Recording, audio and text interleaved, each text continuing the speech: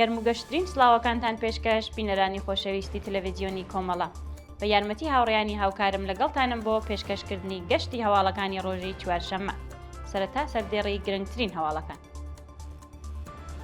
درێژەی گوشاری ناوەندە ئەمنیەکان بۆ سەر هاوڵاتیان لە کوردستان، بەردەوامی هێرشی کۆماری ئیسلامی بۆ سەر حیزبەکانی ڕۆژهەڵات، دەست بەسەرکرانی خوێندکارێک لە تاران، لە سێدارەدانی هاوڵاتیەک لە زیندانی دسپول، درێژەی هەڵمەتی سێشەمەکانی نابۆ سێدارە لە زیندانەکانی ڕژیم.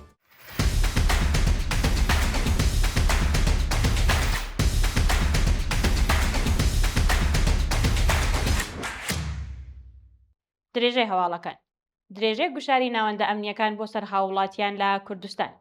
لە ڕۆژانی ڕابردوودا زەهرا پیردێحقان و ئاوات کەرەمی خەڵکی شارەکانی چاڵدوران و سنا دەست بەسەر و هێشتا چارەنووسیان دیار نییە. بەپێی راپۆرتی گەیشت و زەهرا پیردێحقان خەڵکی ناوچەی چاڵدوران ڕێکەوتی چواری پوشپەر لەلایەن هێزە ئەمنیەکانی ڕژیمەوە دەست بەسەر و ڕەوانەی شوێنێکی نادیار کراوە و سەرەڕای تێپەڕبوونی زیاتر لە 50 ڕۆژ و بە دوواداچوونەوەی بنەماڵەکەی هێشتا چارەنووسی نادیارە. هەروەها ئاوات کەرەمی ژینگە پارێزی خەڵکی شاری سنا ڕۆژی یەکشەممە 18 گەلاوێژ لەلایەن هێزەکانی ڕژیمەوە دەست بەسەر و ڕەوانەی شوێنێکی نادیار کراوە. شایانی باسە کە تاکاتی داڕشتنی ئەم هەواڵە هیچ زانیاریەک سەبارەت بە شوێنی ڕاگرتن، هۆکاری دەست بەسەرکران و دۆخی قەزایی ئەو هاوڵاتیانە لە بەردەستانیە.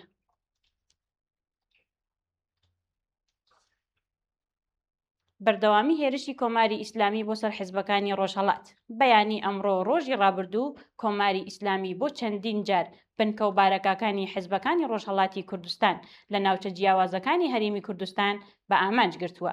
بە پێی دوای زانیاریەکان بارەگاکانی کۆمەڵی زەحمەتکێشانی کوردستانی ئێران و حیزبی دموکراتی کوردستانی ئێران لە ناوچەکانی سۆران، خەلیفان، هەریر، بالیسان و دۆڵی ئالانە بەر هێرشی موشەکی ڕژیمی کۆماری ئیسلامی کەوتون. بە وتەی ئەندامانی کومەیتەی ناوەندی ئەو حیزبانە لە ئاکامی ئەو هێرشانە 4 پێشمەرگە بریندار بوون، بەڵام برینەکانیان زۆر سەخت نییە و دۆخی تەندروستیان جێگیرە.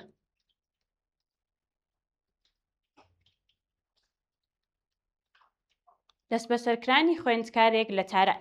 ڕۆژی ڕابردوو خوێندکارێک و بەندکراوێکی پێشوو لەلایەن هێزە ئەمنیەکانی ڕژیمەوە دەست بەسەر و ڕەوانەی شوێنێکی نادیار کراوە. ئەو هاوڵاتیە بە ناوی شەهریار شەمس بە هێرشی هێزە ئەمنیەکانی ڕژیم بۆ سەر ماڵی باوکی دەست بەسەر و کەلوپەلەکانی دەستی بەسەر داگیراوە.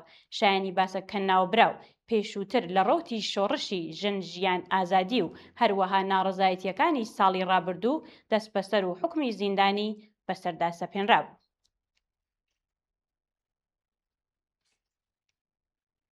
لە سێدارەدانی هاوڵاتیەک لە زیندانی دسپول ڕێکەوتی 26 ڕێبەندانی 1404 هەتاوی هاوڵاتیەک لە شاری دسپول بە تۆمەتی تاوانە کۆمەڵایەتیەکان لە سێدارە درا. ئێحسان شاهوەنوەند تەمەن 30 ساڵ و خەڵکی ئەندیمشک ئەو هاوڵاتیە لە ساڵانی ڕابردوودا بە تۆمەتی کوشتنی بە ئەنقەس دەست بەسەر، بەڵام بەهۆی نەبوونی بەڵگە بۆ سەلماندنی تاوانەکەی ئازاد کرابوو. ناوبراو پاش ماوەی 3 ساڵ بە تۆمەتێکی دیکەی ڕەوانەی زیندان کراوە و دیسان دۆسیەکەی دەکەوێتە ژێر چاودێری. لە ئەنجامدا لەلایەن دادگای ڕژیمەوە بە تۆمەتی کوشتنی بە ئەنقەس مەحکوم و حکمی سێدارێ بەسەردا سەپێنراوە و پاش تێپەڕبوونی 5 ساڵ لە زیندان حکومەکەی جێبەجێ کرا.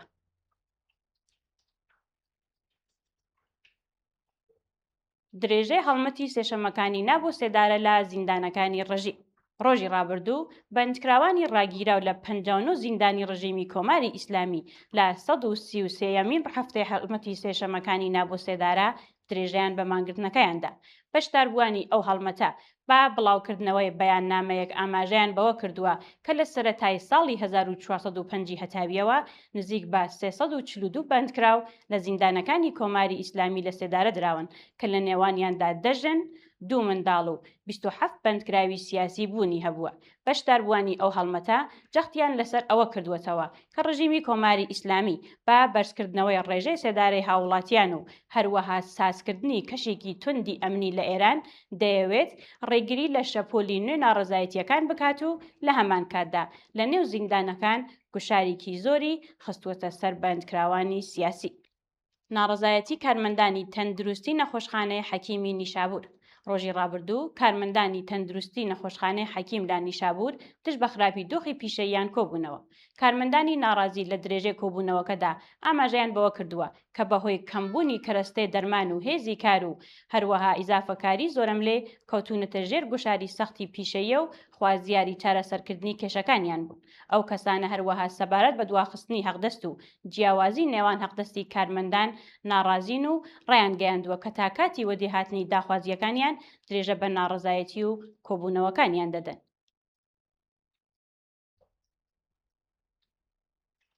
گیانەدەستانی دوو هاوڵاتی بە تەقەی هێزەکانی ڕژیم لە دەشتیاری. لە ڕۆژانی ڕابردوودا دوو هاوڵاتی بەلوچ لە ناوچەی دەشتیاری سەر بە پارێزگای سیستان و بەلوچستان بوون بە ئامانجی هێزەکانی ڕژیم و گیانیان لەدەستا. بەپێی دوایین زانیاریەکان ئەو دوو هاوڵاتیە بە ناوەکانی موراد شەهلابەر و فاروق لاشاری لە ڕێگەی گوندی گەز بۆ سەنگان لەلایەن هێزە ئەمنیەکانی ڕژیمی کۆماری ئیسلامیەوە ئۆتۆمبیلەکەیان بەبێ ئاگاداری دراوەتە بەر دەستڕێژی گولە و بەهۆیەوە دەست بەجێگیانیان لەدەستاوە. شایانی باسە کە تاکاتی داڕشتنی ئەم هەواڵە تەرمی ئەو دوو هاوڵاتیە ڕادستی بنەماڵەکانیان نەکراوە.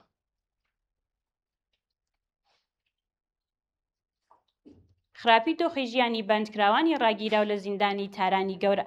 بەپێی دوایین راپۆرتەکان بەندکراوان لە زیندانی تارانی گەورە بەهۆی بایەخنەدانی بەرپرسانی زیندان بە دۆخی ژیانیان ناڕزایەتیان دەربڕیوە.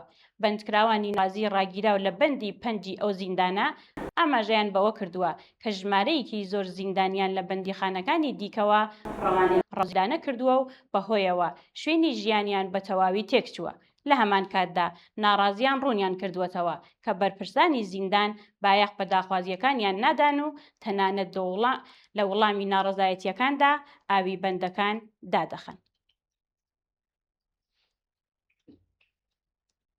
پەسەندکرانی حکمی سێدارەی سەرۆک کۆماری پێشووی سووریا. ڕۆژی ڕابردوو دادگای باڵای شام بەشار ئەسەد و دوو کەسی دیکە لە ئەندامانی بنەماڵەکەی بە ئیعدام مەحکوم کردووە. بەپێی دوایین زانیاریەکان ناوبرا و پاشوقانی حکوومەتەکەی لە وڵاتەکەی بۆ شوێنێکی نادیار هەڵهاتبوو کۆبوونەوەی دادگایەکەی بەبێ ئامادەبوونی ئەو کەسە بەڕێوەچووە. لە کۆبوونەوەکەدا ناوبراو لەگەڵ ماهەر ئەسەد و عاتف نەجیب بە تۆمەتی کوشتنی بانقەست، ئەشکەنجە، پێشلکردنی مافی مرۆڤ و دەست بە سەرکرانی نایاسایی خەڵک بە ئیعدام مەحکوم کراون. جێگای ئاماژەیە دادگای دمشق بڕیاری بە دوواداچوونەوەی جیهانی ئەو کەسانەی داوە.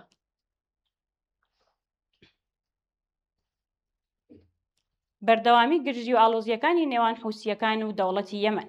بەیانی ڕۆژی ڕابردوو حوسیەکان لە ڕێگەی درۆنی ئینتحاری و موشکی بالیستیکەوە هێرشیان کردووەتە سەر چەند ئامانج لە کەناراوەکانی یەمەن. بەپێی راپۆرتەکان پارێزگاکانی مەخا و مەعرەب لەلایەن حوسیەکانەوە بە ئامانج گیراوە و لە ئەنجامدا دوو کەس کوژراون و 6 کەسیش بریندار بوون.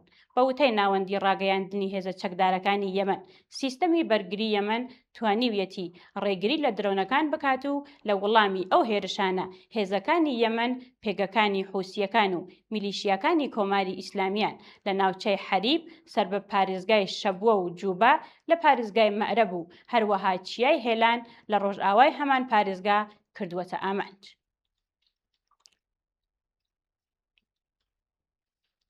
بە ئامانجگرتنی کەشتیەکی بازرگانی لەلایەن ئەرتەشی ئەمریکا لە دەریای عومان. ڕۆژی ڕابردوو هێزی دەریایی ئەرتەشی ئەمریکا کەشتیەکی بازرگانی سەر بە وڵاتی پانامایان لە دەریای عومان بە ئامانج گرتووە.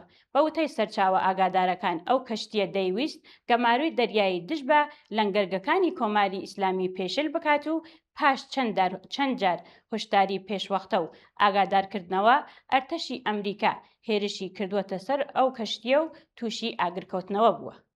دوا هەواڵمان سەبارەتە بە هێرشی حوسیەکان بۆ سەر کەشتێکی بازرگانی لە گەروی بابولمەندەب. بە وتەی میدیا عەرەبیەکان ڕۆژی ڕابردوو حوسیەکان کەشتێکی بازرگانیان لە گەروی بابولمەندەب بە ئامانج گرتووە. بەپێی راپۆرتەکان ئەو کەشتیە کاتی تێپەڕبوون لە گەروی بابولمەندەب بە موشکێکی بالیستیک بە ئامانج گیراوە و لە ئەنجامدا دوو شارومەندی پاکستانی و یەک شارومەندی خەڵکی ئەندۆنزی گیانیان لەدەستاوە. هاوکات هێزە چەکدارەکانی دەوڵەتی یەمەن پێگە و کەرەستەکانی ئەو گروپەیان لە چەندین ناوچەی جیاواز بردومان کردووە. بینەرانی عەزیز و خۆشەویست، سپاس کە بینەرمان بوو. کات و ساتێکی خۆش بۆ هەموو لایەکتان.